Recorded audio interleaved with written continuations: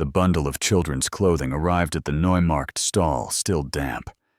Dark stains marked the cotton sleeves. A faint smell clung to the fabric, sweet and wrong. The vendor knew exactly which tenement building these came from, because the previous owner had been carried out that morning. Was this commerce or murder? Before we dive into the story, what's the darkest case you've ever heard or experienced? Write it in the comments. Let's compare notes. Also, tell us where you're watching from today, and what time is it right now. We're building a community of truth seekers who aren't afraid of the dark. Now, let's continue with the story. Spring of 1832 brought more than rain to Hamburg's port district. Cholera arrived on merchant vessels from the Baltic, spreading through the Gangeviertel's cramped workers' quarters with terrifying speed. The disease transformed healthy adults into corpses within hours, their bodies racked with convulsions and dehydration until death provided the only mercy. Within 3 weeks of the first confirmed case, entire tenement blocks stood abandoned, their windows dark and doors marked with red crosses, warning of contamination inside. The Hamburg Health Commission maintained meticulous records during that spring, documenting infection rates, death tolls, and quarantine procedures. But buried within their administrative reports was an observation that troubled the commissioners far more than the disease statistics. Belongings from infected households were appearing in the Neumarkt district's second-hand stalls with disturbing rapidity. Clothing, bedding, cookware, and furniture bearing the distinctive chalk marks of quarantined residences surfaced for sale before health crews could complete body removals from the buildings where their owners had died.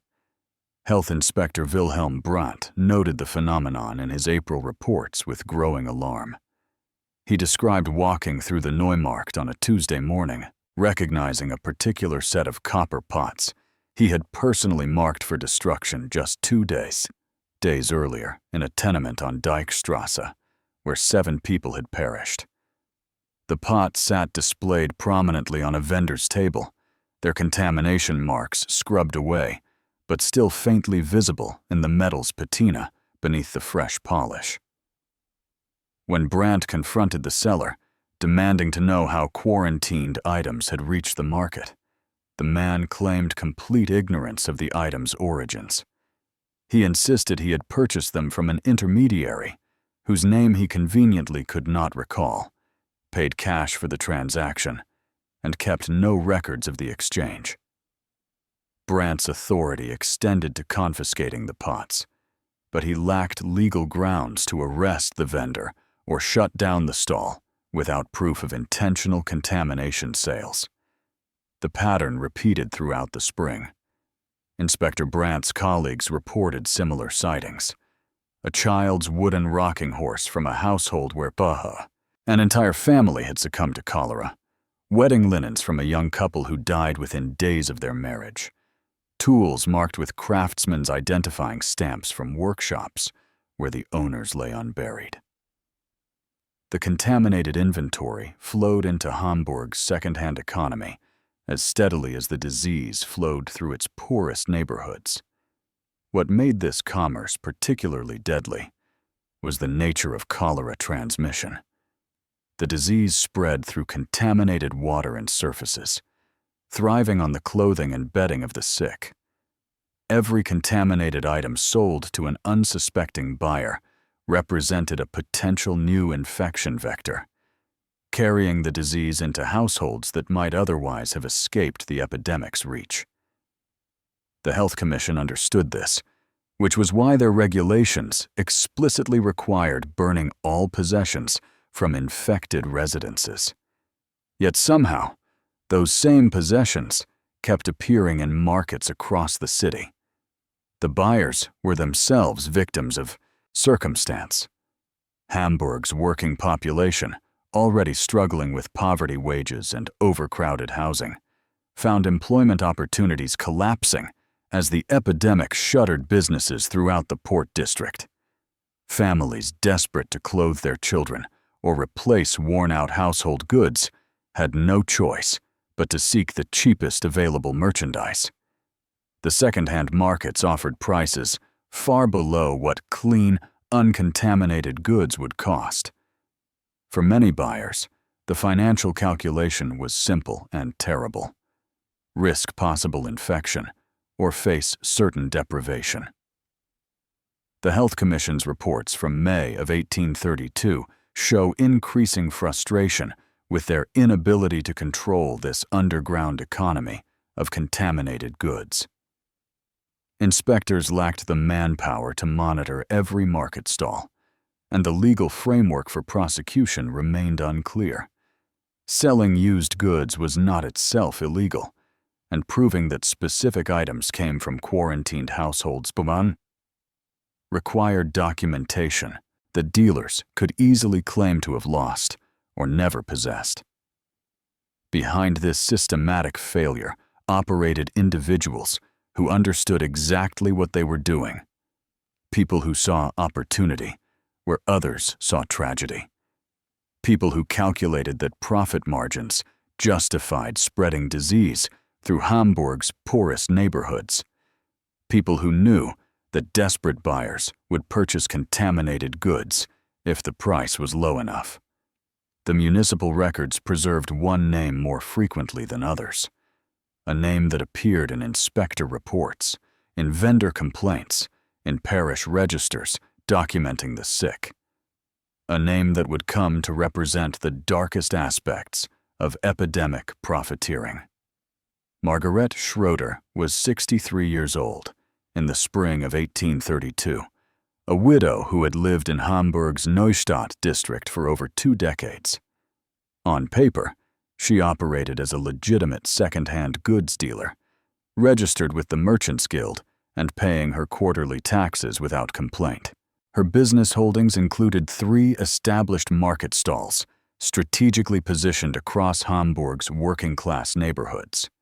One in the Neumarkt, another near the Johanneskirche, and a third in the St. Georg district near the docks. To casual observers, she represented nothing more than another entrepreneur serving the city's poor with affordable household goods. But customs ledgers and merchant guild complaint logs told a different story. Throughout April and May of 1832, Schroeder's name surfaced repeatedly in documentation that other dealers desperately tried to avoid. While most second-hand merchants fled from neighborhoods showing cholera symptoms, Schroeder moved toward them. Her inventory acquisition patterns, reconstructed from fragmentary purchasing records and witness statements, revealed a systematic approach to epidemic profiteering that distinguished her from opportunistic amateurs. Tax collector Heinrich Müller noted the pattern during his May rounds. Schroeder's stalls displayed dramatically increased inventory despite the epidemic's devastating impact on normal commerce. Most merchants struggled to acquire any stock as suppliers shut down operations. Schroeder's tables overflowed with goods. When Müller inquired about her sources, she claimed to have maintained supplier relationships in outlying villages unaffected by the disease. The explanation collapsed when Müller recognized specific items he had last seen in buildings now under quarantine. The Hamburg Police Archive preserved witness testimonies that revealed Schroeder's methods. A docker named Franz Leitner reported seeing her at a quarantined tenement on Reimerstwiete at dawn, before health crews arrived for body removal. She carried bundles wrapped in canvas, moving through streets most citizens avoided entirely.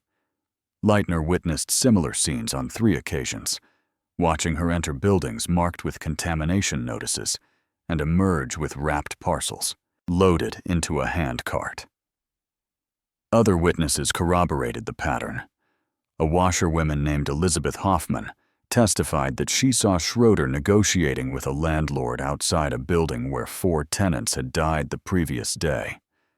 The landlord, desperate to clear the property for new renters, appeared eager to accept whatever Schroeder offered for the deceased tenant's belongings.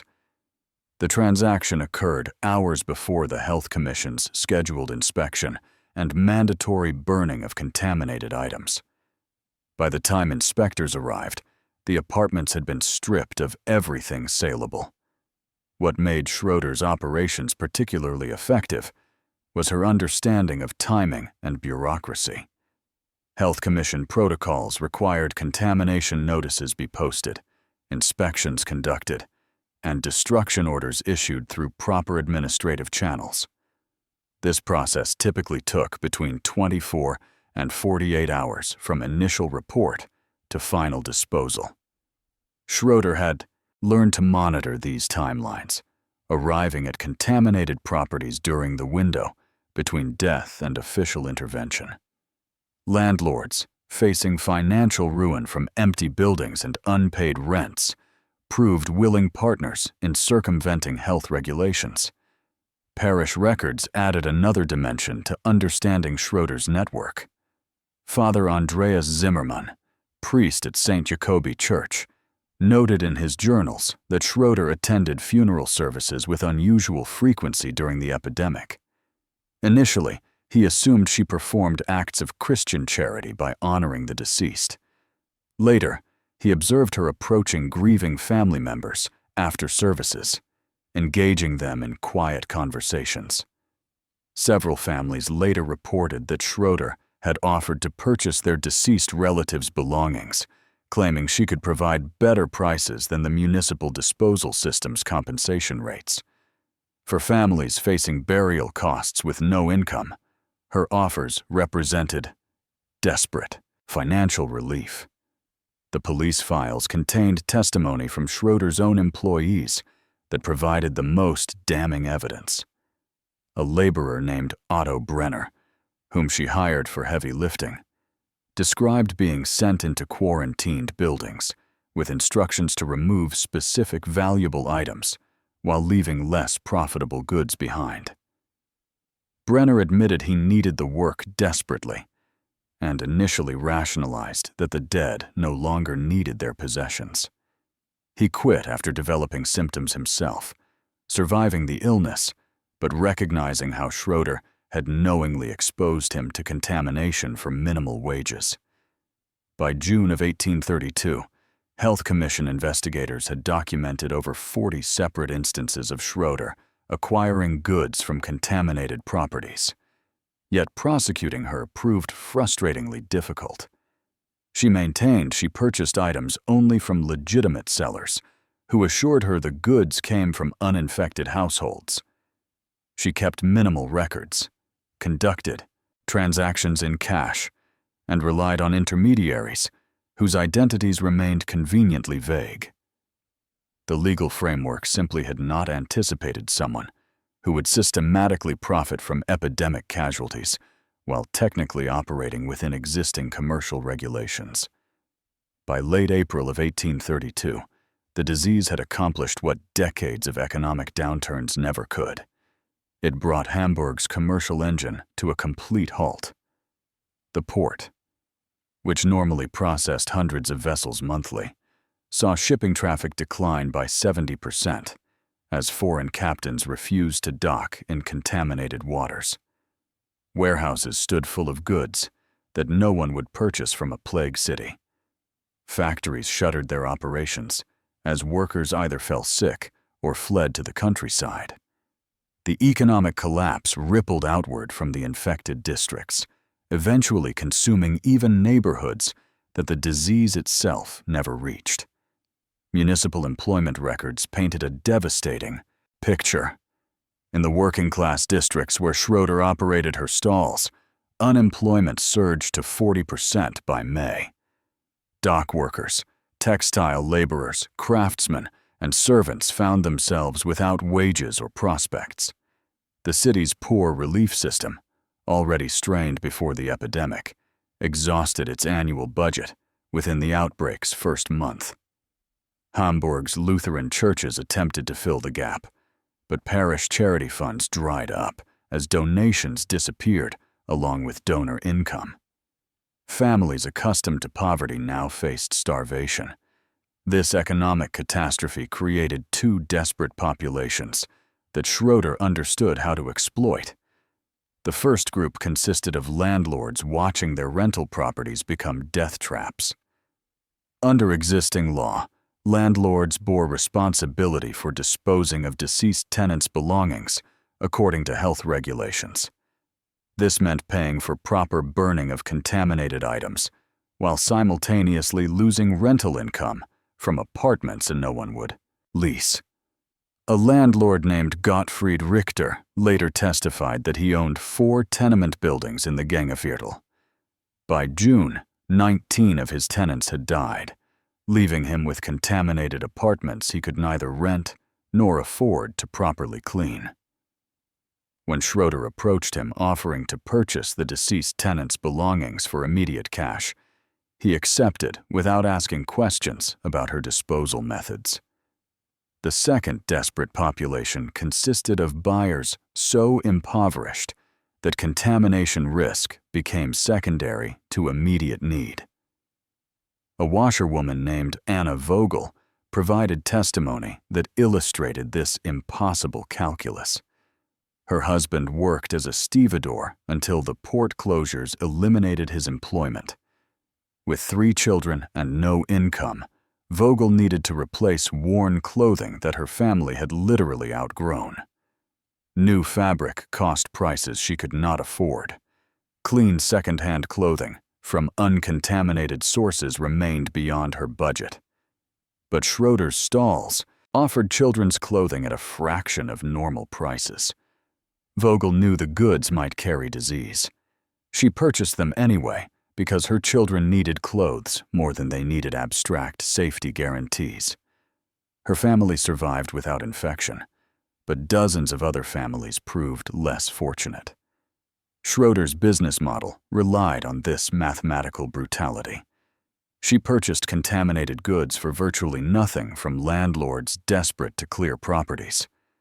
Health Commission investigators estimated she typically paid between 5 and 10% of an item's normal value. A set of copper pots worth 3 marks sold to her for 30 pfennigs. A wool coat valued at 8 marks changed hands for 80 pfennigs.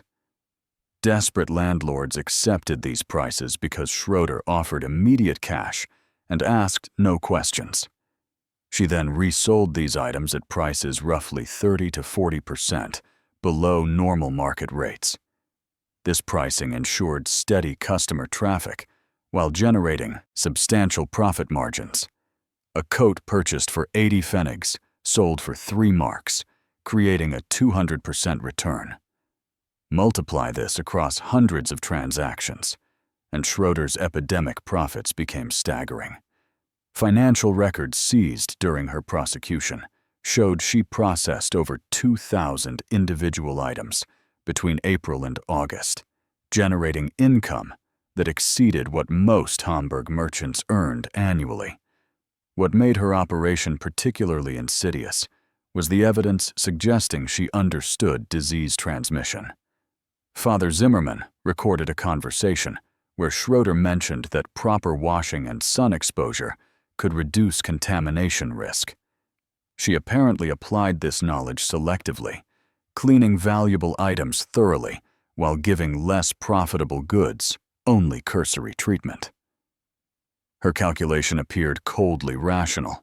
Invest cleaning effort where profit margins justified it, and accept that some percentage of customers would become infected from inadequately cleaned merchandise.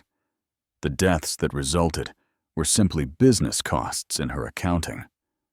Health Commission documents from July revealed investigators had confronted Schroeder directly about disease transmission risks.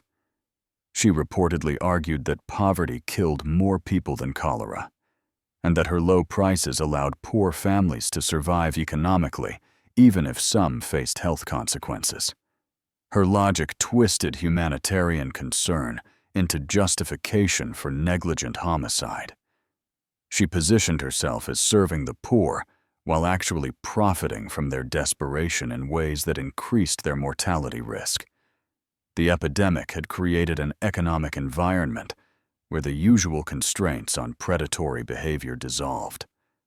Schroeder understood this perfectly and built her empire on the ruins of Hamburg's moral economy. Police interrogation transcripts from 1833 revealed the true architecture of Schroeder's operation.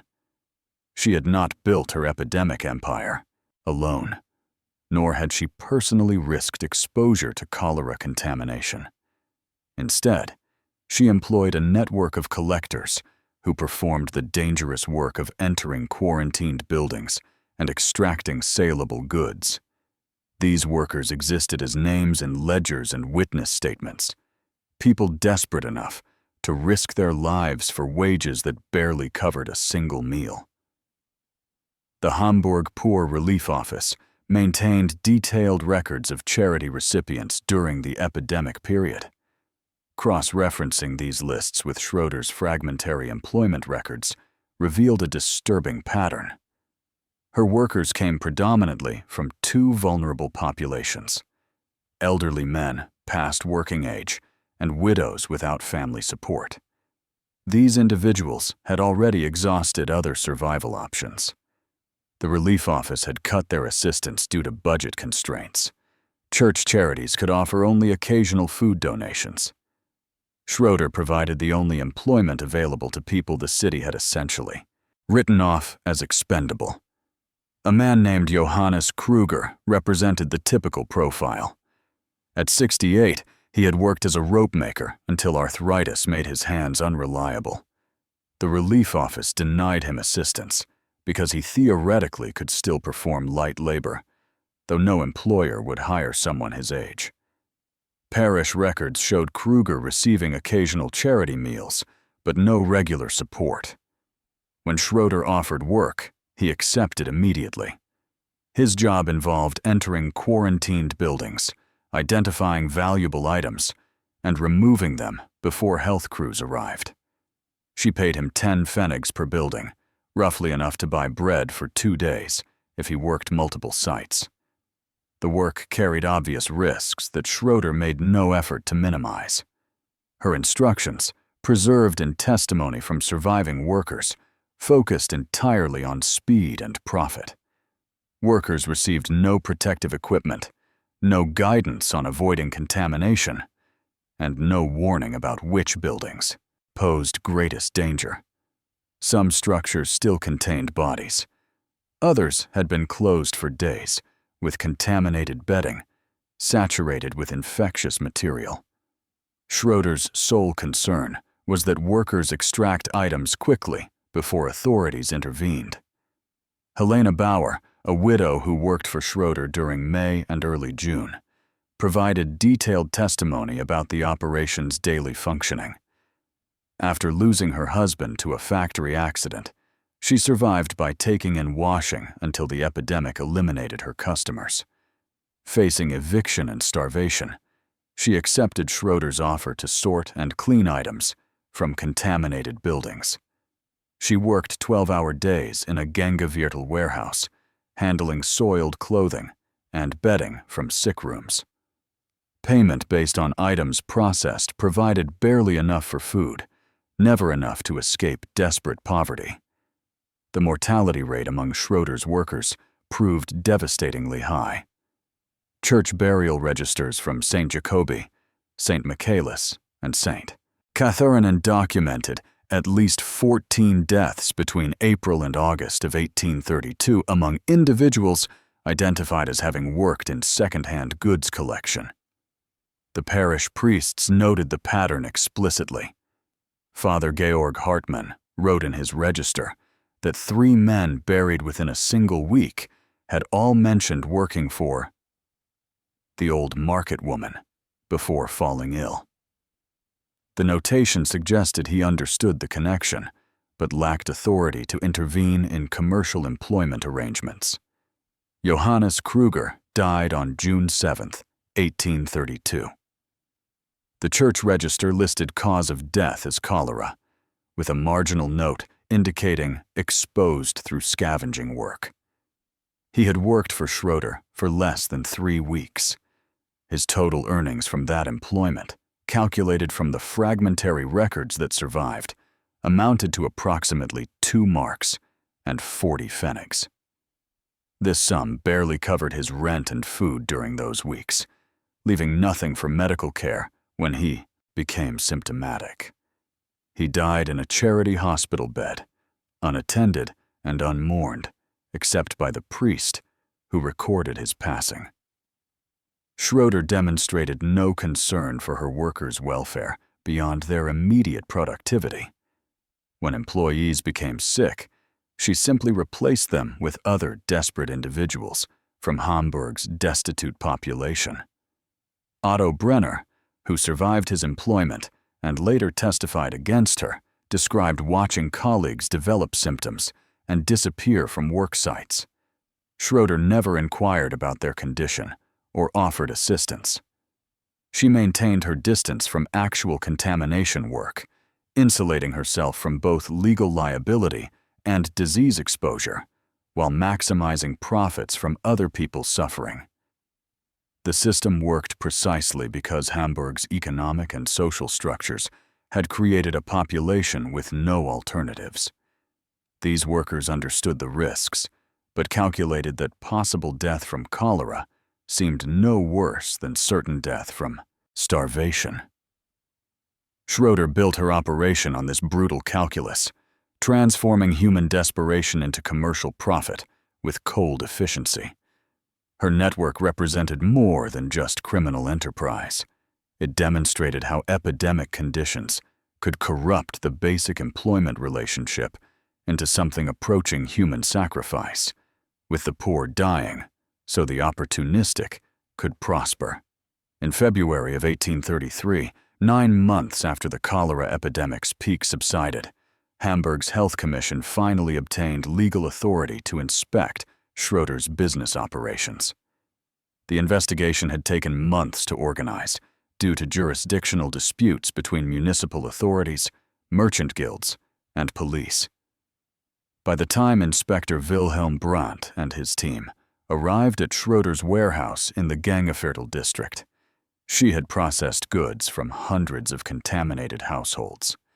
The warehouse occupied the ground floor of a converted textile factory. When inspectors entered on February 19th, they found a systematic operation that bore little resemblance to typical second-hand goods storage. Schroeder had organized her inventory by item type rather than acquisition date, creating sections for clothing, linens, cookware, tools, and furniture. This arrangement maximized sales efficiency, but eliminated tracking of where items originated. Inspector Brandt supervised creation of a detailed catalog that became crucial evidence in legal proceedings. The inventory process took 6 days, with clerks recording each item's description, condition, and identifying marks. The resulting document filled 43 pages and revealed extraordinary scale. The warehouse contained over 2,000 individual items. What made the inventory particularly disturbing was how many items carried clear identification of their previous owners. Children's clothing bore embroidered name tags sewn by mothers. A wool coat sized for a boy showed the name Erich Lindemann stitched inside the collar. Parish death registers confirmed that Erich Lindemann, age 7, had died of cholera on May 3, 1832, along with both parents and 2 siblings. The entire family perished within 48 hours. Their belongings should have been burned. Instead, Erich's coat waited in Schroeder's warehouse for resale. Wedding items appeared throughout the inventory with heartbreaking frequency. The clerks cataloged 6 wedding dresses, each bearing signs of careful preservation that suggested they had been treasured possessions. One dress, made of cream-colored silk with delicate lace details, carried a small tag identifying it as belonging to Amalie Schreiber, married April 14th, 1832. Health Commission records showed that Amalie Schreiber had died of cholera on April 21st, just 1 week after her wedding. Her husband succumbed 3 days later. Their apartment landlord had sold their belongings to Schroeder rather than pay for proper disposal. The dress that Amalie wore on what should have been the happiest day of her life became inventory in a warehouse of death. Tools and craftsmen's implements told similar stories. The inventory listed dozens of specialized instruments marked with owners' names or stamps. A set of watchmaker's tools bore the inscription, "Property of Heinrich Vogel, Master Watchmaker." Vogel had died along with his wife and 3 apprentices when cholera swept through their workshop. His precision instruments should have passed to surviving family or been sold through proper estate proceedings. Instead, Schroeder had acquired them for a fraction of their value. The most disturbing section documented items from sick rooms and deathbeds. Contaminated linens and bedding filled an entire corner. These items showed visible staining and carried distinctive odors associated with illness. Health regulations required burning such materials due to high contamination risk. Schroeder had instead applied minimal cleaning and stored them for sale. Inspector Brandt's report noted that some items still bore stains and biological residues, indicating their origins in households where people had died. Personal effects scattered throughout the inventory provided intimate glimpses into interrupted lives. A child's wooden toy horse, carefully carved and painted. A woman's prayer book with a name inscribed on the inside cover. A man's pipe with his initials burned into the stem. Each object represented someone's cherished possession, something they had valued enough to keep close. Now these items waited in Schroeder's warehouse, stripped of their personal meaning and transformed into mere merchandise for profit. The inventory documentation served multiple purposes for the Health Commission. It provided concrete evidence of Schroeder's systematic violation of quarantine and disposal regulations. It demonstrated the scale of her operations far exceeded what authorities had initially suspected. Most importantly, it allowed investigators to trace connections between contaminated goods sales and subsequent disease outbreaks in families who had purchased items from her stalls. The warehouse inventory became the foundation for prosecution, transforming what had been a suspected pattern into documented proof of criminal negligence on an unprecedented scale. Schroeder could no longer claim ignorance about her merchandise origins when inspectors could match specific items to specific deceased families through parish records and Health Commission documentation. The catalog of death had finally been compiled, and it spelled out her guilt in 43 pages of meticulous detail. Wendt worked as a physician serving Hamburg's dock worker communities, populations too poor for private medical care, but not destitute enough for charity hospitals.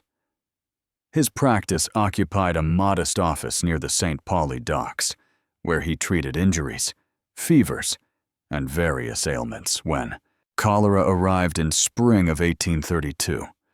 Wendt found himself treating wave after wave of infected patients, watching helplessly as the disease killed with terrifying efficiency. By June, Wendt had treated over 100 cholera cases, losing approximately 40 patients. Medicine offered little help against cholera in that era. Physicians could provide supportive care and manage symptoms, but possessed no effective treatments. What they could do was observe patterns. Wendt noticed something troubling. Several of his patients who contracted cholera came from families that had recently acquired what they described as good quality used goods at remarkable prices. The items varied: clothing for children, bedding, cooking implements, work tools. but the source remained consistent. When Wendt inquired where these bargains had been purchased, patients repeatedly mentioned market stalls in the Neumarkt and St. Georg districts. Further questioning revealed that many had bought items from an elderly woman known for offering the lowest prices in Hamburg. Wendt began maintaining detailed records of his cholera patients' recent activities and purchases. His private correspondence, preserved in the Hamburg Medical Society archives, documents his growing concern about the connection between contaminated goods sales and disease transmission. In a letter dated June 15, 1832, he wrote to a colleague describing 5 families under his care who had all purchased second-hand goods within days of developing cholera symptoms. None of these families had obvious exposure to other known infection sources. The only common factor was their recent market purchases. Parish death registers and hospital admission records later confirmed Wendt's observations with statistical precision. Families who had purchased items from Schroeder's stalls experienced cholera infections at approximately 3 times the rate of neighboring households with similar living conditions, but no recent second-hand purchases. In one particularly stark example, a tenement building on Piepermolenbeek housed 23 families. 4 families had bought goods from Schroeder's Neumarkt stall. All 4 experienced cholera cases within their households. Of the 19 families who had not made such purchases, only 2 developed infections. The Bergman family illustrated the pattern with tragic clarity. Franz Bergman worked as a stevedore, earning wages that barely supported his wife Katharina and their 2 children. In late May, Katharina purchased a wool blanket and children's clothing from one of Schroeder's stalls at extraordinarily low prices. Within 10 days, both children developed cholera symptoms. The younger daughter, aged 4, died on June 8th. The older son, aged 6, survived but remained weakened for months. Franz and Katharina escaped infection entirely, suggesting contamination centered on the children's items. Wendt documented similar cases, repeatedly. A family who purchased cookware fell ill within a week. A widow who bought bedding for her elderly mother saw the mother contract cholera days later. A carpenter who acquired tools from Schroeder's St. Georg stall developed symptoms that he initially attributed to exhaustion from work, until Wendt's questioning revealed the recent purchase. The physician attempted to bring his findings to Health Commission attention in early July. He submitted a formal report documenting 12 specific cases where contaminated goods purchases appeared to precede cholera infections. His report included detailed timelines, patient names, and descriptions of the items purchased.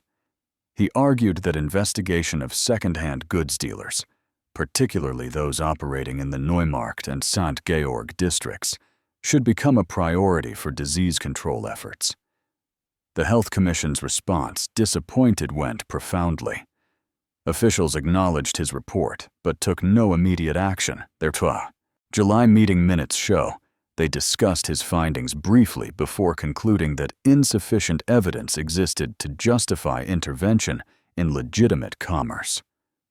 Several commissioners expressed concern that aggressive investigation might trigger economic panic or legal challenges from merchant guilds. They decided to continue monitoring rather than pursue enforcement. Wendt's frustration emerges clearly in his subsequent correspondence.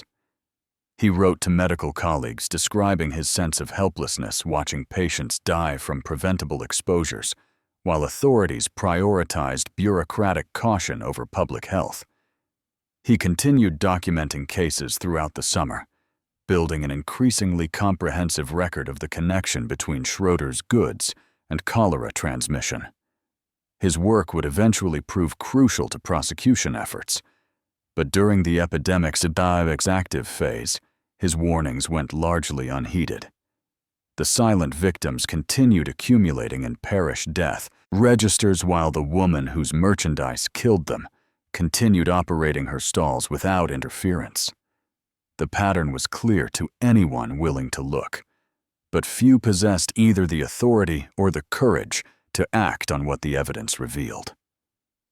Hamburg City Council meeting minutes from 1832 through 1833, preserved in municipal archives, revealed a truth more disturbing than individual criminal behavior. The city's governing officials understood that Margaret Schroeder was profiting from epidemic deaths and selling contaminated goods that spread disease. They possessed reports from health inspectors, testimony from physicians, and complaints from concerned citizens. Yet month after month, they chose bureaucratic delay over decisive action. Their reasons had nothing to do with justice and everything to do with protecting Hamburg's commercial interests. The council first discussed Schroeder's activities in a June meeting of 1832. Health Commissioner Ludwig Brenner presented a preliminary report documenting suspicious patterns in second-hand goods sales from quarantined properties. The discussion that followed exposed the political calculations that would allow Schroeder to continue operating for over a year. Council member Heinrich Gottschalk argued that prosecuting Schroeder would require publicly acknowledging that quarantine and disposal systems had completely failed. Hamburg's reputation as a commercial center depended on projecting competent administration and effective disease control. Admitting that contaminated goods from hundreds of households had entered the marketplace would damage international confidence. Foreign merchants might avoid the port entirely. Trade relationships carefully built over decades could collapse. The economic consequences of honesty, Gottschalk suggested, outweighed the health consequences of inaction. This argument found support from multiple council members. The minutes recorded their consensus that prosecution would create what they termed unnecessary public alarm about quarantine violations. Better to address the problem quietly through enhanced monitoring. They voted to instruct the Health Commission to continue gathering evidence while postponing enforcement actions. Financial interests complicated deliberations further. Several council members held investments in Hamburg's second-hand goods trade. Alderman Friedrich Reinhardt operated a consortium that owned warehouse space rented to various dealers, including Schroeder herself. Councilman Otto Blankenberg had family connections to the merchant guild that licensed second-hand vendors. These men argued that aggressive enforcement against Schroeder would set dangerous precedents threatening legitimate businesses throughout the sector. The minutes recorded Blankenberg making an argument that revealed underlying callousness. He suggested that poor populations purchasing contaminated goods were already at high risk for cholera due to their living conditions. Whether they contracted disease from contaminated purchases or from overcrowded tenements made little practical difference to mortality rates in those neighborhoods. The city lacked resources to improve housing conditions, so preventing them from accessing affordable goods seemed pointless. His logic transformed negligent homicide into pragmatic urban planning. Internal correspondence between council members, discovered during later investigations, showed they explicitly discussed the demographic impact of allowing contaminated goods sales to continue. Councilman Georg Hartwig wrote to a colleague that the populations most likely to purchase Schroeder's goods were the same populations the city struggled to support through poor relief programs. If epidemic mortality reduced the relief rolls, the city's financial position would actually improve. The letter stopped short of explicitly endorsing murder through inaction, but the implication remained clear enough to shock later investigators who read the archives. The council's July meeting revisited the Schroeder matter after Dr. Wendt submitted his detailed report connecting her goods to cholera cases. Health Commissioner Brenner urged immediate action, arguing that medical evidence now supported prosecution. The council again declined. Their reasoning shifted to legal concerns. What specific law had Schroeder violated? Selling used goods remained legal. Proving she knowingly sold contaminated items would require demonstrating her intent and knowledge. The council feared pursuing prosecution without certainty of conviction would waste resources and potentially create legal precedents protecting future violators. August brought another council discussion, prompted by complaints from parish priests who had observed the pattern of deaths among families purchasing second-hand goods. Father Andreas Zimmermann's letter specifically named Schroeder and requested investigation. The council responded by forming a special committee to study the matter. The committee's mandate included reviewing existing regulations, consulting legal experts, and preparing recommendations for future policy. Notably, it did not include any immediate enforcement actions against current violators. This pattern continued through the fall and winter. Each month brought new evidence of Schroeder's activities and new deaths connected to contaminated goods. Each month, the council found reasons to delay action. The bureaucratic machinery of Hamburg's government became the mechanism that enabled Schroeder's continued operation. The council's calculated inaction represented something worse than individual corruption.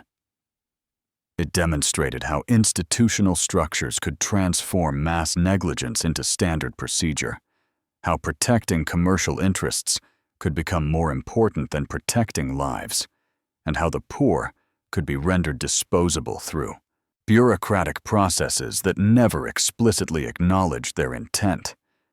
When prosecution finally came in 1833, it arrived not because the council changed its mind, but because evidence became too overwhelming to ignore without risking revolt. When investigators finally obtained authorization to seize Schroeder's financial records in late 1833, they expected evidence of criminal activity. What they discovered was a meticulously organized business operation that had transformed epidemic mortality into extraordinary wealth. The account books, ledgers, and correspondence revealed someone who had not simply exploited the cholera outbreak opportunistically, but had built a sophisticated commercial empire specifically designed to profit from mass death. The financial documentation painted a staggering picture of scale. Between April and August of 1832, during the epidemic's peak months, Schroeder had processed goods from over 240 documented contaminated households. This number came from cross-referencing her fragmentary purchasing records with Health Commission quarantine notices and parish death registers. The actual total likely exceeded 300 properties, as many transactions left no paper trail beyond the exchange of cash for merchandise. Each transaction followed a calculated pattern that maximized profit margins while minimizing financial risk. Prosecutors reconstructed her business model from seized records. She typically paid landlords between 5 and 10% of what contaminated goods would fetch in normal markets. For an apartment's worth of belongings, ordinarily worth 30 to 50 marks, she paid 3 to 5 marks. Desperate landlords accepted because Schroeder offered immediate cash and asked no questions about proper health certifications. The resale prices told the second half of the story. Schroeder sold contaminated items at roughly 30 to 40% below normal market rates. This pricing ensured steady customer demand while generating massive profits. Items purchased for 3 marks sold for 20 marks. Items acquired for 5 marks moved at 35 marks.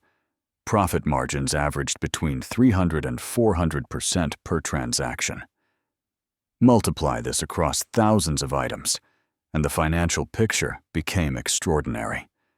Prosecutors calculated that Schroeder's epidemic-related income between April and December of 1832 totaled approximately 8,000 marks.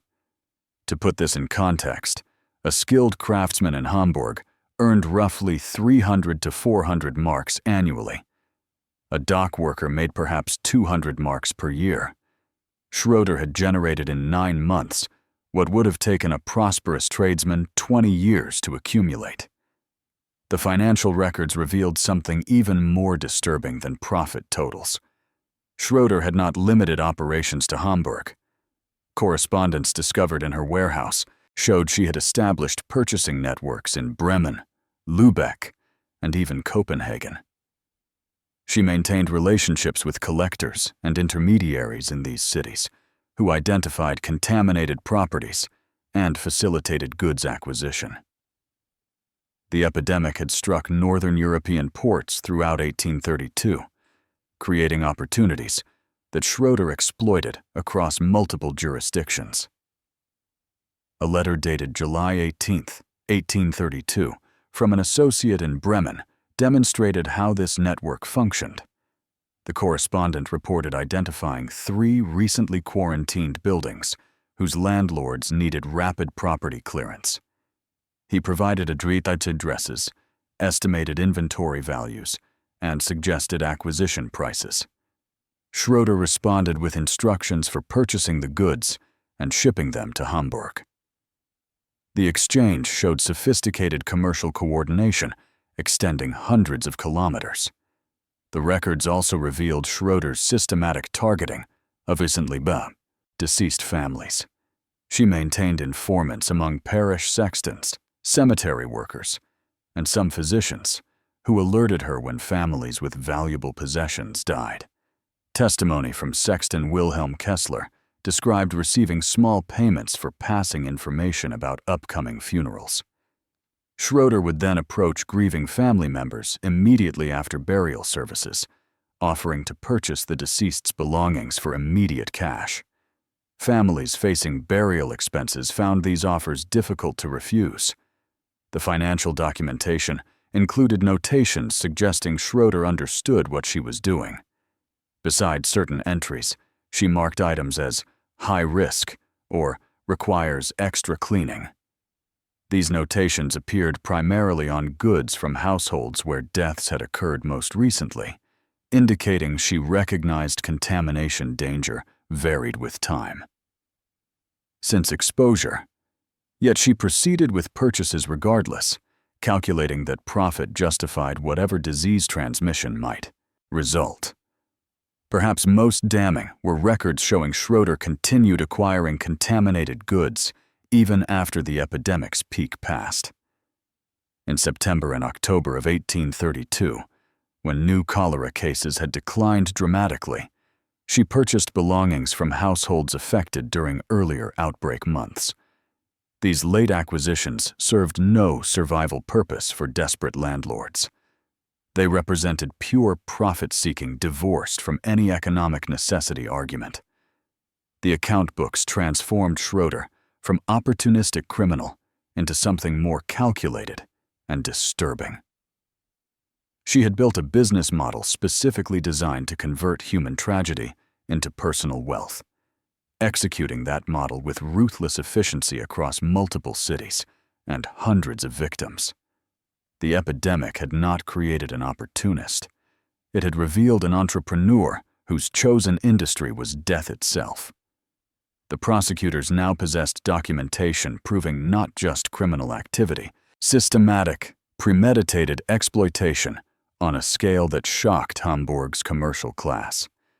The proceedings took place in Hamburg's district court, a chamber designed for commercial disputes and minor criminal matters. It had never hosted a case quite like this. The prosecution charged Margaret Schroeder with violating public health ordinances, conducting commerce in contaminated goods, and causing deaths through criminal negligence. The charges represented legal improvisation, as Hamburg's statutes contained no clear precedent for prosecuting epidemic profiteering. The courtroom filled beyond capacity on the first day. The Hamburgische Correspondent newspaper documented proceedings extensively, providing Hamburg's population with detailed accounts of testimony and evidence. Public interest reflected both fascination with the case's dark nature and growing anger about how authorities had allowed Schroeder to operate for so long. Citizens who had lost family members during the epidemic attended sessions daily, creating an atmosphere of barely contained fury that presiding Judge Albrecht Weismann struggled to manage. The prosecution built its case through testimony of physicians, health inspectors, and surviving victims. Dr. Friedrich Wendt took the stand on the third day, presenting research documenting connections between contaminated goods purchases and cholera infections. His testimony included detailed case files showing families who contracted cholera within days of buying items from Schroeder's stalls. Wendt presented statistical analysis demonstrating that households purchasing from her operations experienced infection rates 3 times higher than comparable households. Medical testimony established that at least 47 documented deaths could be traced to items purchased from Schroeder's stalls. Dr. Wendt presented the Bergman family case in devastating detail. 4-year-old Anna Bergman had died within 10 days of her mother purchasing contaminated children's clothing from Schroeder. The physician walked the courtroom through the timeline. Purchase on May 20th. First symptoms on May 27th. Death on June 8th. Parish records confirmed the dates. The warehouse inventory provided physical evidence that shocked court officials. Prosecutors displayed items bearing clear identification of deceased owners. Erich Lindemann's wool coat, Amelie Schreiber's wedding dress, Heinrich Vogel's watchmaker tools. Each item represented a family destroyed by cholera, their belongings stolen and sold for profit. The cumulative weight of these artifacts created a damning narrative that transcended legal technicalities. Yet despite overwhelming evidence of moral guilt, the legal case proved surprisingly difficult. Schroeder's defense attorney, Martin Becker, exploited gaps in Hamburg's statutes. He argued that his client had not violated any specific written law. Selling used goods remained legal. No statute explicitly prohibited purchasing items from quarantined properties. The health ordinances cited by prosecutors contained enforcement provisions so vague that proving intentional violation became nearly impossible. Becker challenged the prosecution to demonstrate that Schroeder knew with certainty her merchandise carried active contamination. Yes, she had acquired goods from epidemic-affected properties, but cholera transmission mechanisms remained imperfectly understood even by medical authorities. Could the prosecution prove beyond doubt that Schroeder understood she was spreading disease?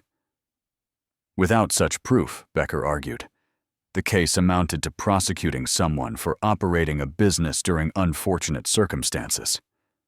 The legal arguments exposed uncomfortable truths about Hamburg's regulatory failures. The prosecution struggled because the city had never created comprehensive laws addressing epidemic profiteering. Quarantine regulations focused on property isolation and body disposal, contained no provisions for preventing resale of contaminated belongings. The merchant licensing system required no health certifications for second-hand dealers. The gaps reflected deeper failures of imagination. Hamburg's authorities had never conceived that someone would systematically profit from epidemic deaths at Schroeder's scale. Public testimony from victims' families transformed the trial from legal proceeding into social reckoning. Franz Bergman described watching his daughter die after contaminated clothing purchases. Helena Bauer testified about warehouse conditions and colleagues who had died from exposure. Parish priests read lists of deceased parishioners whose belongings passed through Schroeder's operations. The accumulated testimony forced Hamburg to confront how completely the epidemic had exposed institutional inadequacies. The newspaper coverage shaped public opinion dramatically. The Hamburgische correspondent published detailed accounts emphasizing both Schroeder's culpability and authorities' enabling inaction. Editorials questioned why prosecution had taken nearly 2 years. Citizens wrote letters demanding answers about city council delays.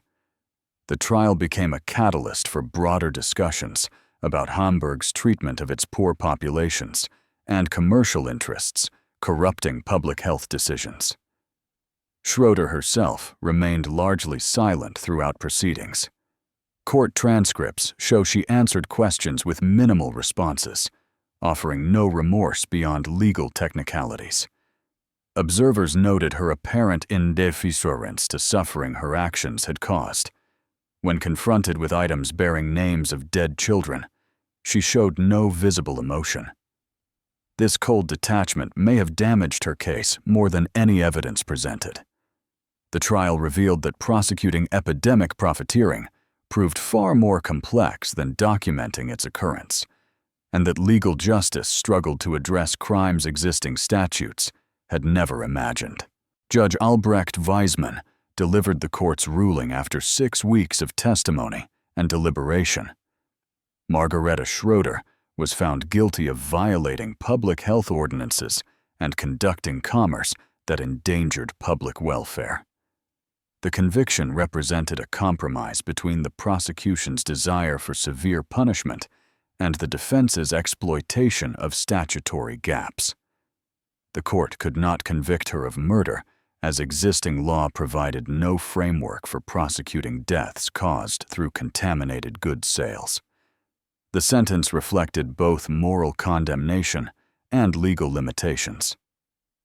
Schroeder received 12 years imprisonment, confiscation of all assets, and permanent commercial prohibition.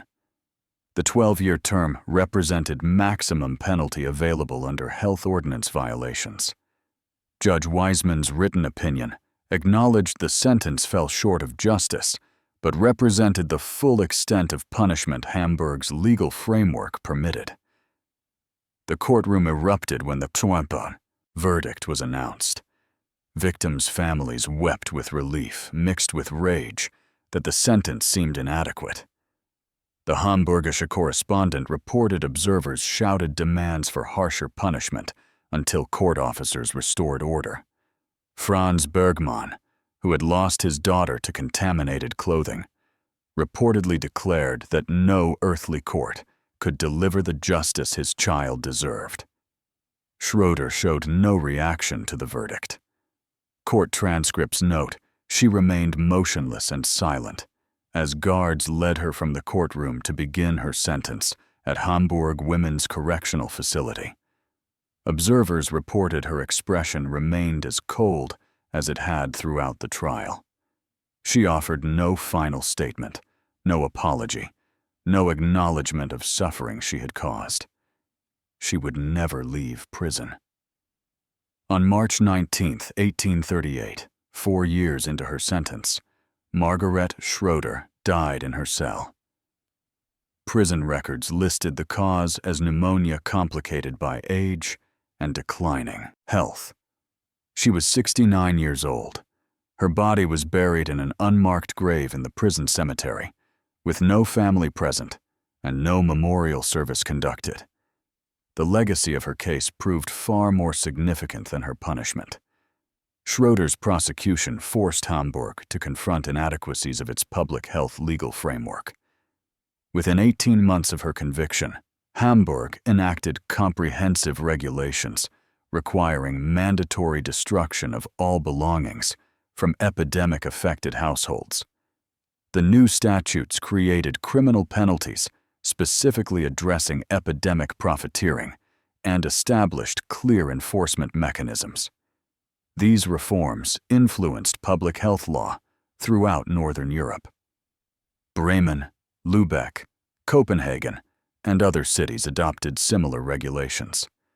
The Schroeder case became a reference point in legal discussions about balancing commercial freedom with public health protection.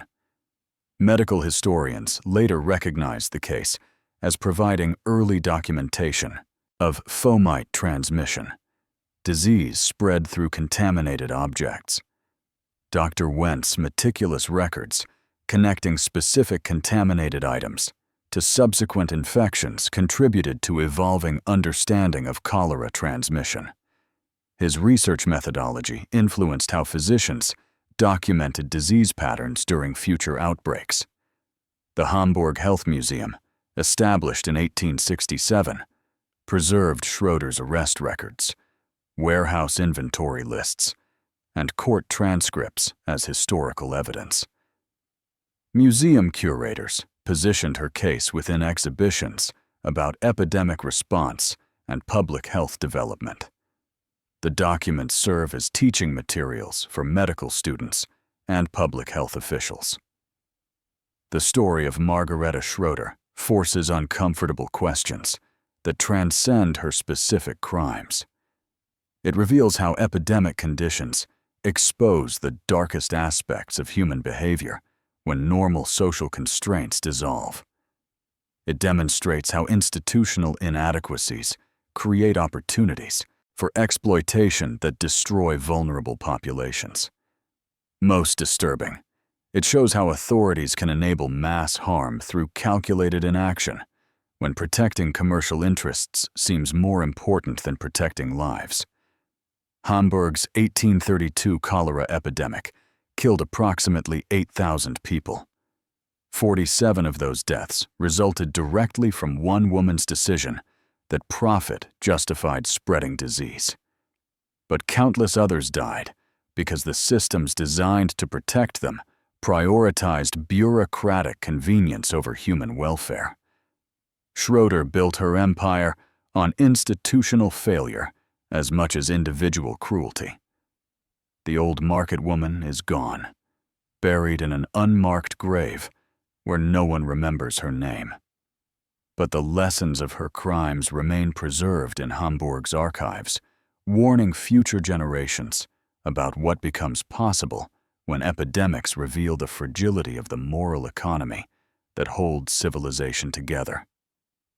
If this story disturbed you, good. That discomfort means you're still capable of recognizing evil when you see it. Now hit that like button to make sure this history doesn't get buried like Schroeder's victims. Subscribe to this channel because we're not here to comfort you with easy stories. We're here to show you the truth about what humans become when the rules break down. Drop a comment telling us, what modern systems do you think would collapse the same way if we faced another epidemic? Let's keep this conversation uncomfortable, because comfortable people never learn. We'll see you in the next investigation.